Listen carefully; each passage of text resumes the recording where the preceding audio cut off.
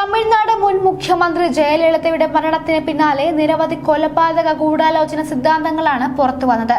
എല്ലാം ചുറ്റിപ്പറ്റി നിന്നത് ജയലളിതയുടെ ഒറ്റതോഴിയായിരുന്ന ശശികലയിലായിരുന്നു.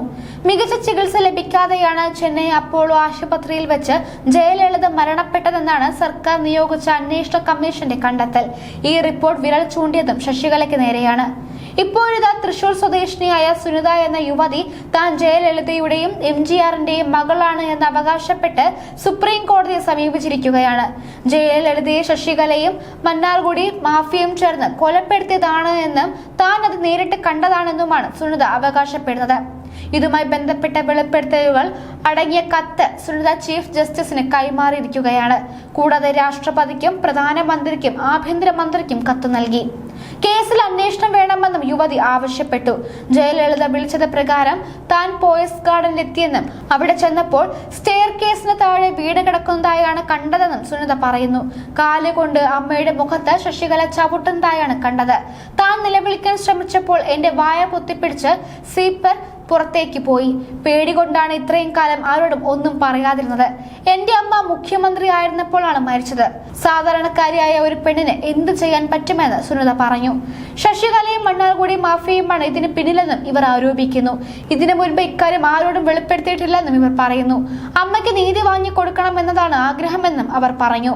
താൻ ജയലളിതയുടെയും MGRന്റെയും മകളാണെന്നതിന് തെളിവുണ്ടെന്നും ഇവർ അവകാശപ്പെടുന്നു. MGRന്റെ ജോലിക്കാരൻ മുഖാന്തരം അദ്ദേഹത്തിന്റെ വീട്ടിലാണ് താൻ വളർന്നതെന്നും അവർ പറയുന്നു. തന്റെ അമ്മയായ ജയലളിത 18ാം വയസ്സിൽ തന്നെ തിരിച്ചറിഞ്ഞതായും ജീവിച്ചിരുന്നപ്പോൾ പോയി കാണാറുണ്ടായിരുന്നുവെന്നും ഇവർ പറയുന്നു. എന്റെ എല്ലാ കാര്യങ്ങളും അമ്മ നടത്താറുണ്ടായിരുന്നു. എനിക്ക് 2024 ഓഗസ്റ്റ് വരെ പണം തന്നിട്ടുണ്ട് എന്ന് ഇവർ അവകാശപ്പെടുന്നു. അമ്മ എന്നെ നേരത്തെ അംഗീകരിച്ചിരുന്നു. DNA ടെസ്റ്റ് ചെയ്തിരുന്നു. സമൂഹത്തിന് മുന്നിൽ വെളിപ്പെടുത്താൻ ഇരുന്നതാണ്. സെപ്റ്റംബർ 22-ന് എന്നോട് വരാൻ ആവശ്യപ്പെട്ടിരുന്നു. അന്നാണ് മരിച്ച നിലയിൽ കണ്ടെത്തിയത്. അമ്മയ്ക്ക് നീതി വേണം. അമ്മ അംഗീകരിച്ചതിൽ പിന്നെ അമ്മയെ കാണാൻ പോകാറുണ്ടായിരുന്നു. മകളെന്ന നിലയിൽ സാമ്പത്തിക സഹായം നൽകിയിരുന്നു. അമ്മയുടെ സ്റ്റാഫ് വഴിയാണ് പൈസ കൈമാറിയിരുന്നത്. 2024 ഓഗസ്റ്റ് വരെ സാമ്പത്തിക സഹായം ലഭിച്ചിരുന്നു എന്ന് യുവതി മാധ്യമങ്ങളോട് പറയുന്നു. ഇതിനു മുൻപും ജയലളിതയുടെ മകൾ എന്ന് അവകാശപ്പെട്ട് ആളുകൾ രംഗത്തെത്തിയിട്ടുണ്ട്. ജയലളിത തന്റെ അമ്മയാണെന്നും ഇത് തെളിയിക്കുന്നതിനായി DNA പരിശോധന നടത്തണമെന്നും ആവശ്യപ്പെട്ട് യുവതി സമർപ്പിച്ച ഹർജി സുപ്രീം കോടതി തള്ളിയിരുന്നു. ബംഗളൂരു സ്വദേശിനിയായ അമൃത മഞ്ജുള എന്ന 37-കാരിയാണ് കോടതിയെ സമീപിച്ചിരുന്നത്. ഇക്കാര്യത്തിൽ യുവതിക്ക് ഹൈക്കോടതിയെ സമീപിക്കാമെന്ന് ജസ്റ്റിസുമാരായ MB ലോക്കൂർ, ദീപക് ഗുപ്ത എന്നിവർ അധ്യക്ഷരായ ബെഞ്ച് നിരീക്ഷിച്ചു. DNA ടെസ്റ്റിനായി ജയലളിതയുടെ മൃതദേഹം പുറത്തെടുക്കണമെന്നാണ് അമൃത ഹർജി ആവശ്യപ്പെട്ടിരുന്നത്. 1980 ഓഗസ്റ്റ് 14-ന് മൈലാപൂരിയിലെ ജയലളിതയുടെ വീട്ടിലാണ് തന്റെ ജനനം. ജയലളിതയുടെ ആദരവിന് ഇടിവുണ്ടാകാതിരിക്കാനാണ് ഇക്കാര്യം രഹസ്യമാക്കി വെച്ചതെന്നുമാണ് അമൃത അന്ന് ഹർജിയിൽ ആരോപിച്ചത്.